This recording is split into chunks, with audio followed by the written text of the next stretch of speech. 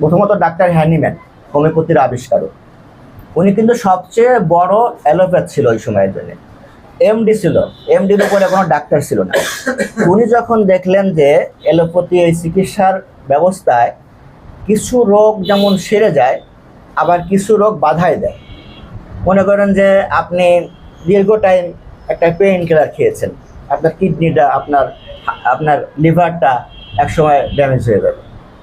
এটা allopathy doctor বন্ধুরাও স্বীকার করবেন, সবাই স্বীকার করবেন, নিজেরাও কিন্তু খান না এত, কিন্তু প্যাথির কারণে, পদ্ধতির কারণে রোগীদেরকে দিতে বাধ্য হয়, পেইন কিলার দিতে বাধ্য হচ্ছে, ক্যালসিয়াম, কিন্তু আসলে পেইন রিলিজ হচ্ছে না, আজীবনই খেয়ে যাওয়া লাগতেছে এভাবে। তো এইটা হচ্ছে যে সীমাবদ্ধতা একটা চিকিৎসা ব্যবস্থা।